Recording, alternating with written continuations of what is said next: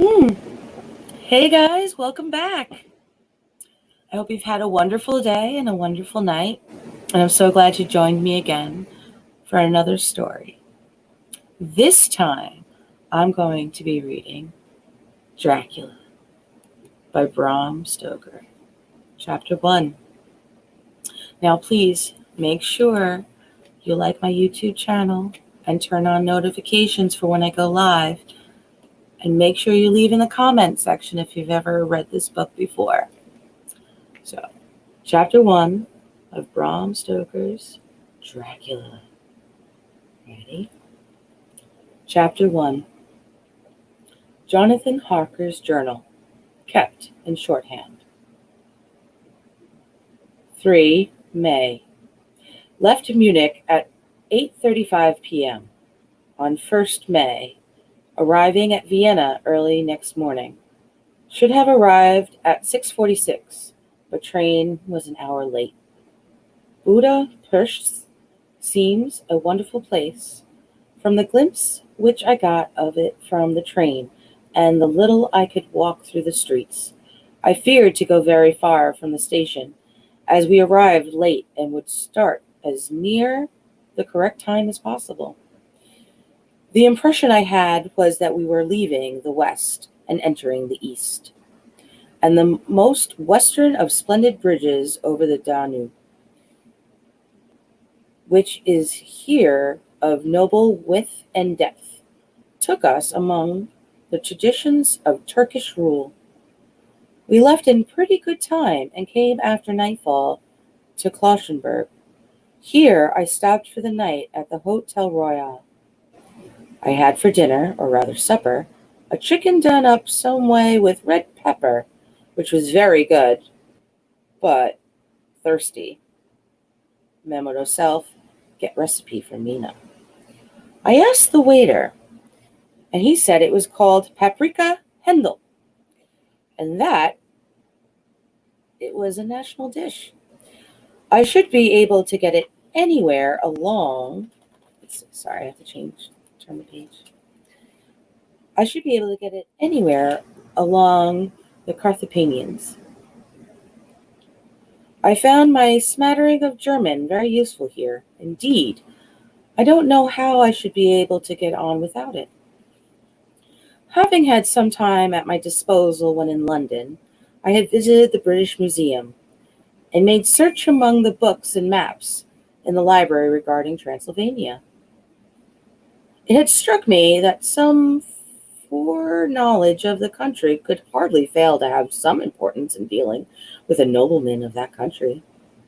I find that the district he named is in extreme east of the country, just on the borders of 3 states, Transylvania, Moldavia, and Bukovina, in the midst of the Carpathian Mountains, one of the wildest and least known portions of Europe. I was not able to light on any map or work giving the exact locality of the Castle Dracula, as there were no maps of this country as yet to compare with our own Ordnance Survey maps. But I found that Bissingtris, the post town named by Count Dracula, is a fairly well-known place. I shall enter here some of my notes, as they may refresh my memory when I talk over my travels with Mina. In the population of Transylvania, there are 4 distinct nationalities: Saxons in the south, and mixed with them the Welshes, who are the descendants of the Dacians, Magyarans in the west, and Sleclies in the east and north. I am going among the latter, who claim to be descendants from the Attila and the Huns. This may be so, for when the Magyars conquered the country in the 11th century, they found the Huns settled in it. I read that every known superstition in the world is gathered into the horseshoe of the Carpathians, and if it were the center of some sort of imaginative whirlpool. If so, my stay may be very interesting. Memo. I must ask the Count about all of them. I did not sleep well, though my bed was comfortable enough, for I had all sorts of queer dreams. There was a dog howling all night under my window, which may have had something to do with it, or it may have had to do with the paprika, for I had to drink up all the water in my carafe and was still thirsty. Towards morning, I slept and was weakened by the continuous knocking at my door. Sorry. Towards morning, I slept and was awakened by continuous knocking at my door. So I guess I must have been sleeping soundly then. I had for breakfast more paprika and some sort of porridge of Malays flour, which they said was malagilia, and eggplant stuffed with forcemeat. A very excellent dish, what they called implentia. Memo, get recipe for this also. I had to hurry breakfast, for the train started a little before 8, or rather, it ought to have done so. For after rushing to the station at 7:30, I had to sit in the carriage for more than an hour before we began to move. It seems to me that the further east you go, the more unpunctual are the trains. But ought they be in China? All day long we seemed to dawdle through a country which was full of beauty of every kind. Sometimes we saw little towns or castles on the top of steep hills, such as we see in old Dismals. Sometimes we ran by rivers and streams, which seemed from the wide stony margin on each side of them to be subject to great floods. It takes a lot of water and running strong to sweep the great out edge of a river clear. At every station there were groups of people, sometimes crowds, and in all sorts of attire. Some of them were just like the peasants at home, or those I saw coming through France and Germany, with short jackets and round hats and homemade trousers. But others were very picturesque. The women looked pretty, except when you got near them, but they were very clumsy about the waist. They had all full white sleeves of some kind or other, and the most of them had big belts with lots of stripes of something fluttering from them, like the dresses in a ballet. But of course, there were petticoats under them. The strangest figures we saw were the Slavs, who were more barbarian than the rest, with their big cowboy hats, great baggy, dirty white trousers, white linen shirts, and enormous heavy leather belts, nearly a foot wide, all studded over with brass nails. They wore high boots with their trousers tucked in them, and had long black hair and heavy black mustaches. They are very picturesque, but they do not look prepossessing. On the stage, they would have been set down at once as some old Oriental band of brigades. They are, however, I am told, very harmless, rather wanting in natural self-assertion. It was on the dark side of twilight when we got to the Bistric, which is a very interesting old town. Being practically on the frontier, it has had a very stormy existence, and it certainly shows marks of it. 50 years ago, a series of great fires took place, which made terrible havoc on 5 separate occasions. At the very beginning of the 17th century, it underwent a siege of 3 weeks and lost 13,000 people, the casualties of war proper being assessed by famine and disease.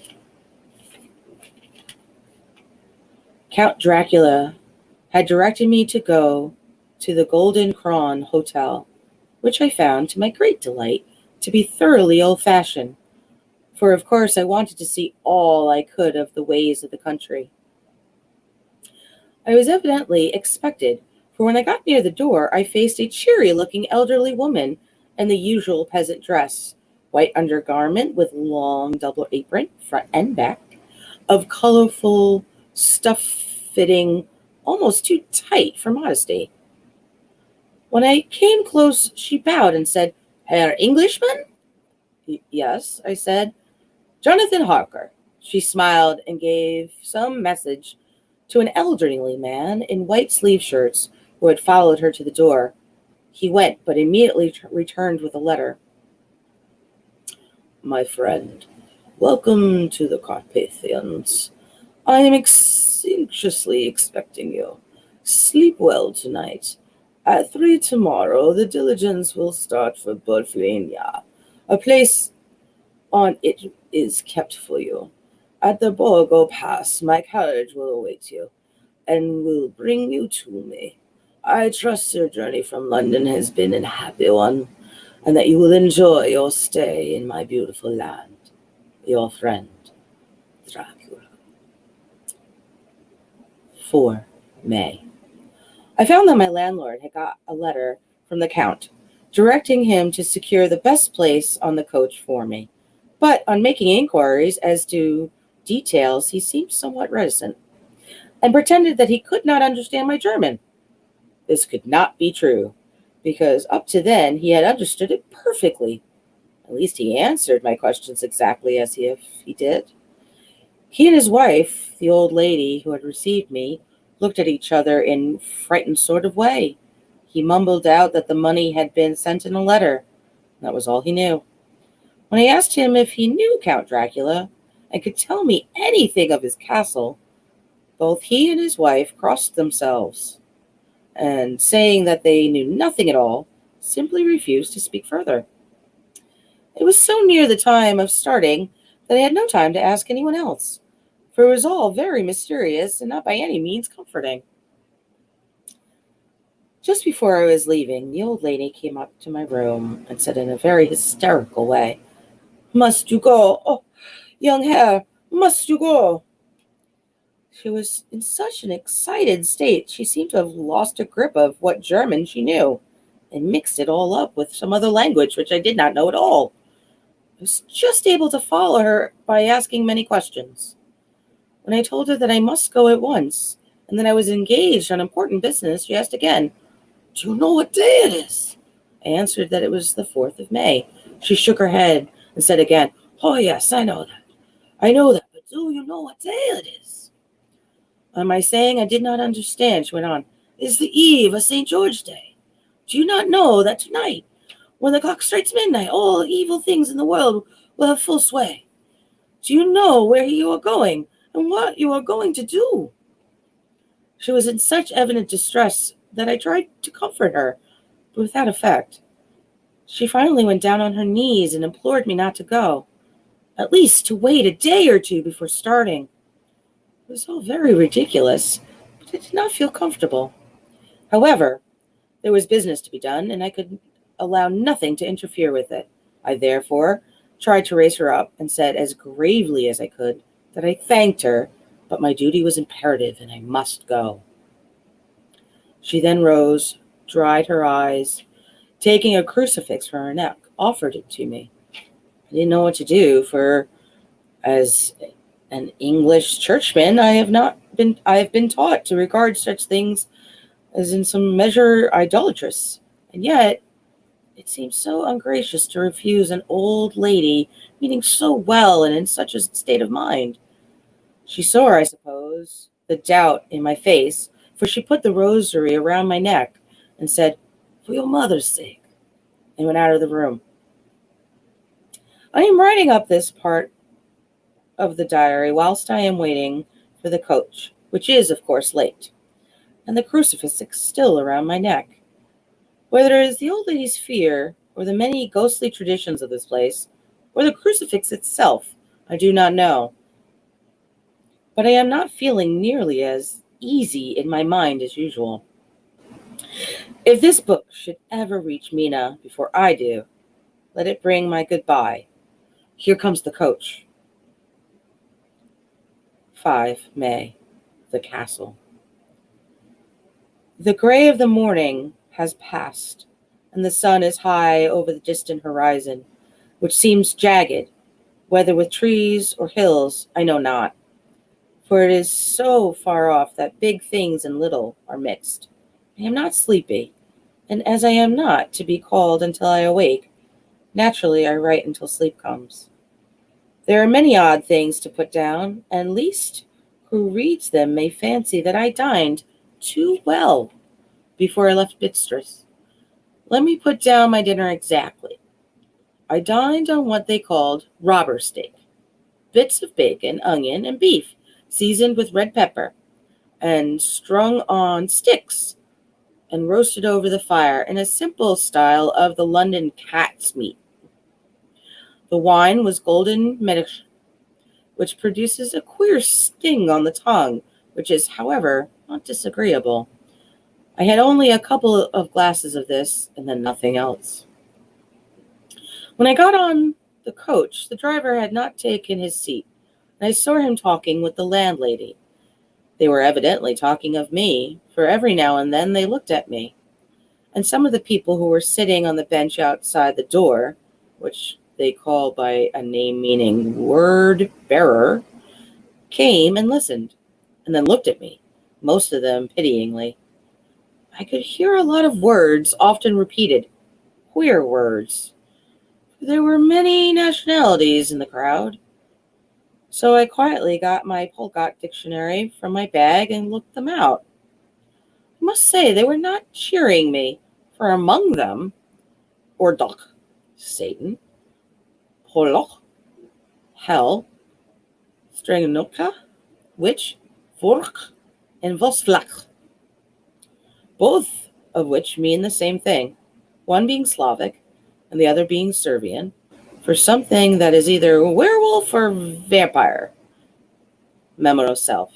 I must ask the Count about these superstitions. When we started, the crowd round the inn door, which had by this time swelled to a considerable size, all made the sign of the cross and pointed two fingers toward me. With some difficulty, I got a fellow passenger to tell me what they meant. He would not answer at first, but on learning that I was English, he explained that it was a charm or guard against the evil eye. This was not very pleasant for me, just starting for an unknown place to meet an unknown man, but everyone seemed so kind-hearted and sorrowful, and so sympathetic that I could not be but touched. I shall never forget that last glimpse which I had of the inn-yard, and its crowd of picturesque figures, all crossing themselves as they stood round the wide archway, with its background of rich foliage of oleander and orange trees and the green tubs clustering in the center of the yard. Then our driver, whose wide linen drawers covered the whole front of the box seat, Gotza, they called them, cracked his big whip over his four small horses, which ran abreast. We set off on our journey. I soon lost sight and recollection of ghostly fears and the beauty of the scene as we drove along. Although, had I known the language, or rather languages, which my fellow passengers were speaking, I might have not been able to throw them off so easily. Before us lay a green sloping land, full of forests and woods, with here or there steep hills, crowned with clumps of trees or with farmhouses, the blank gable end to the road. There was everywhere a bewildering mass of fruit blossom, apple, plum, pear, cherry, and as we drove by, I could see the green grass under the trees, spangled with the falling petals. In and out amongst these green hills of what they called here the Mittelland, ran the road, losing itself as it swept around the grassy curve, or was shut out by the strangling ends of pine woods, which here and there ran down the hillsides like tongues of flame. The road was rugged, but still we seemed to fly over it with a feverish haste. I could not understand then what the haste meant, but the driver was evidently bent on losing no time in reaching Bargoprund.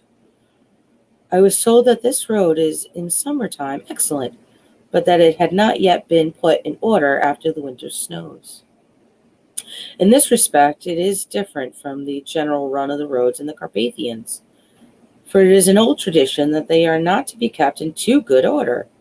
Of the old Hochbergers would not repair them, lest the Turks should think that they were preparing to bring in foreign troops, and so hasten the war, which that was always really at loading point.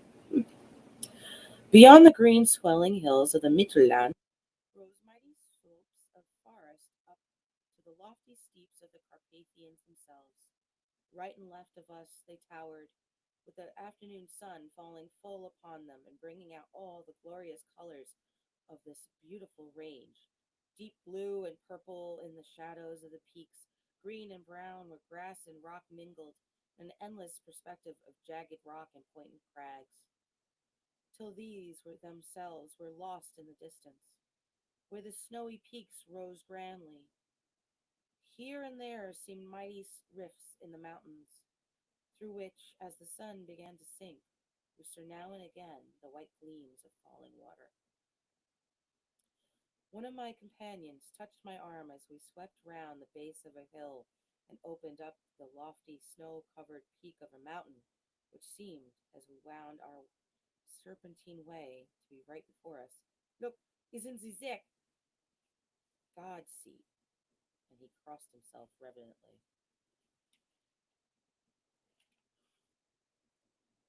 As we wound on our endless way, and the sun sank lower and lower behind us, the shadows of the evening began to creep around us.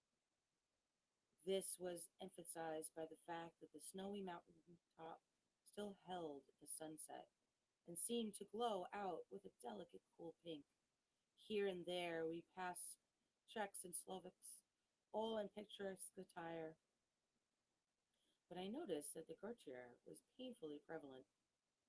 By the roadside there were many crosses, and as we swept by, my companions all crossed themselves. Here and there was a peasant man or woman kneeling before a shrine, and did not even turn around as we approached, but seemed, in the self surrender of devotion, to have neither eyes nor ears to the outer world.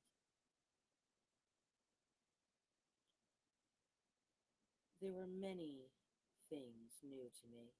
For instance, hayricks in the trees, and here and there very beautiful masses of sweeping birch, the white stems shining like silver through the delicate green of the leaves. Now and again we passed a leader wagon, the ordinary peasant's cart, with its long snake-like vertebra, calculated to suit the iniquities of the road. On this were sure to be seated quite a group of homecoming peasants, the Czechs with their white, and the Slavics with their colored sheepskins, the latter carrying, lance fashion, their long stave, with axe at end.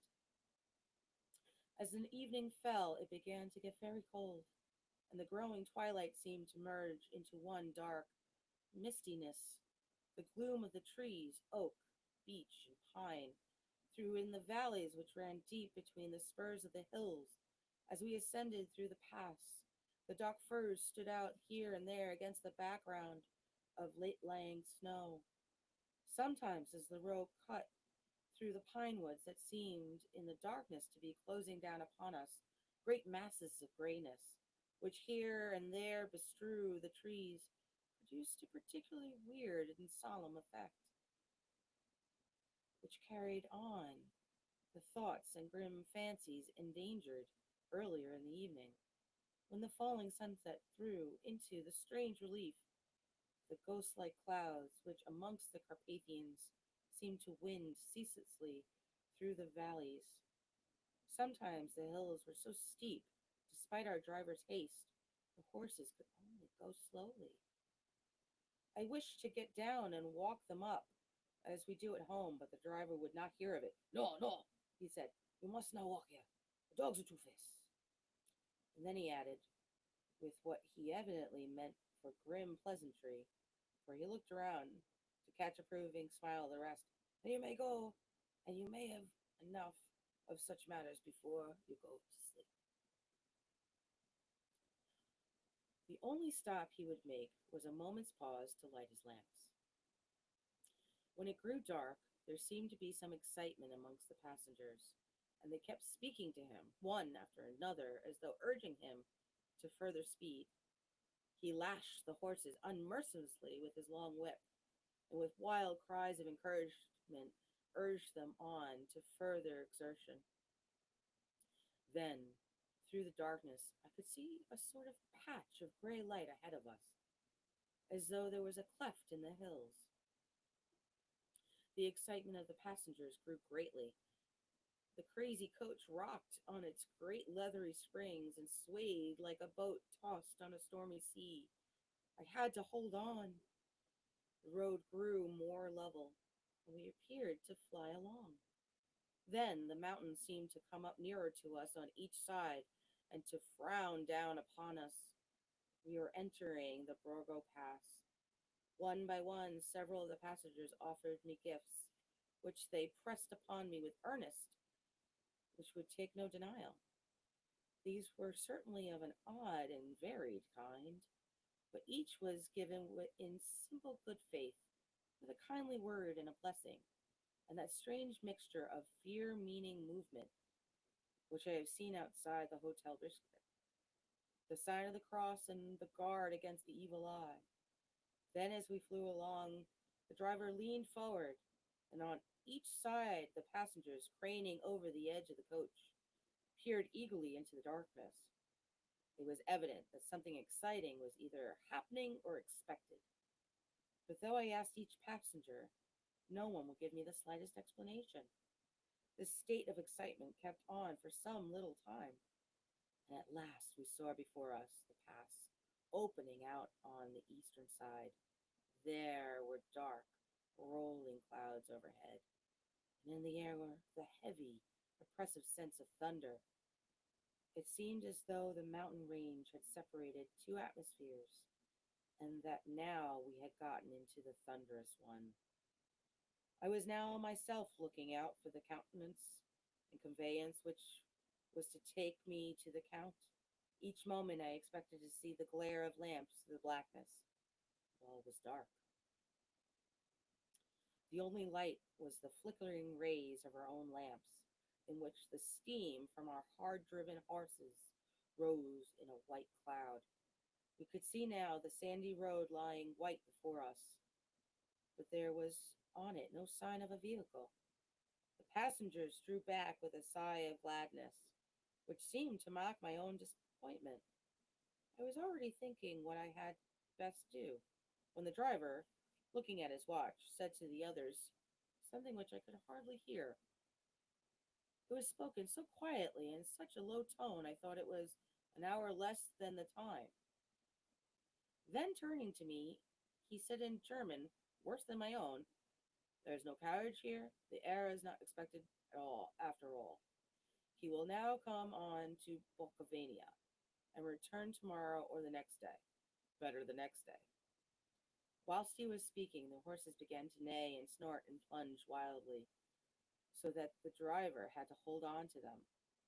Then, amongst a chorus of screams from the peasants and a universal crossing of themselves, a Calais with 4 horses drove up behind us, overtook us, and drew up beside the coach.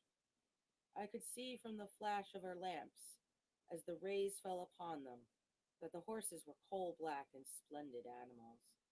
They were driven by a tall man with a long brown beard and a great black hat, which seemed to hide his face from us. I could only see the gleam of a pair of very bright eyes, which seemed red in the lamplight.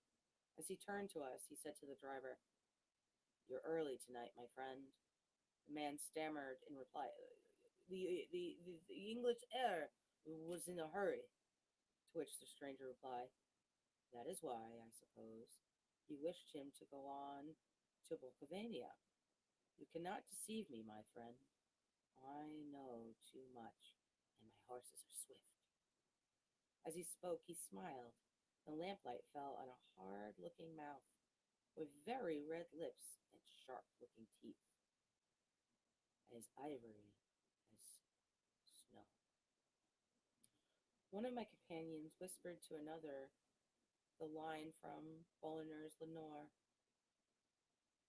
Berger's Lenore, "For the dead travel fast." The strange driver evidently heard the words, for he looked up with a gleaming smile. The passenger turned his face away, and at the same time put out his 2 fingers and crossed himself. "Give me bags," said the driver, and with exceedingly alacrity, my bags were handed out and put in the caleche. Then I descended from the side of the coach as the caleche was closed alongside, the driver helping me with a hand in which caught my arm in a grip of steel. His strength must have been prodigious. Without a word, he shook the reins. The horses turned, and we swept into the darkness of the pass. As I looked back, I saw the steam from the horses of the coach by the light of the lamps, and projected against it the figures of my late companions crossing themselves. Then the driver cracked his whip and called to his horses, and off they swept on their way to Boccafiglio. As they sank into the darkness, I felt a strange chill and a lonely feeling that came over me. But a cloak was thrown over my shoulders and a rug across my knees, and the driver said in excellent German, "The night is chill, mein Herr, and my master the Count bade me take all care of you. There is a flask, the plum brandy of the country, under the seat, if you should require it." I did not take any, but it was a comfort to know that they were there all the same. I felt a little strangely, and not a little frightened. I think there had been any alternative, I should have taken it, instead of prosecuting that unknown night journey. The carriage went at a hard pace straight along. Then we made a complete turn and went along another straight road. It seemed to me that we were simply going over and over the same ground again and again, and so I took note of some salient point and found that this was so. I would have liked to have asked the driver what this all meant, but I really feared doing so, for I thought that, placed as I was, any protest would have had no effect in case there had been any intention of delay. By and by, however, as I was curious to know how time was passing, I struck a match, and by its flame looked at my watch. It was within a few minutes of midnight.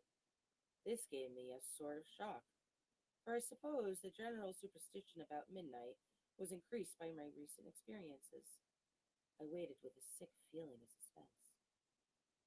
Then the dog began to howl somewhere in a farmhouse down far on the road, a long, agonized wailing, as if from fear. The sound was taken up by another dog, and then another, and another, till, borne on the wind which now sighed softly through the pass, a wild howling began, which seemed to come from all over the country, as far as the imagination could grasp it through the gloom of the night. At the first howl, the horses began to strain and rear, but the driver spoke to them soothingly, and they quieted down, shivered and sweated as though after a runaway from sudden fright. Then, far off in the distance, from the mountains on each side of us began a louder and sharper howling, that of wolves, which affected both the horses and myself in the same way. For I was minded to jump from the cachet and run, whilst they reared again and plunged madly, so that the driver had to use all his great strength to keep them from bolting. In a few minutes, however, my own ears got accustomed to the sound, and the horses so far became quiet that the driver was able to descend and to stand before them. He petted and soothed them, whispered something into their ears, as I have heard of horse tamers doing, and with extraordinary effort, for under his caress they became quite manageable again, though they still trembled. The driver again took his seat, and shaking his reins, started off at great pace. This time, after going to the far side of the pass, he suddenly turned down a narrow roadway, which simply ran sharply to the right.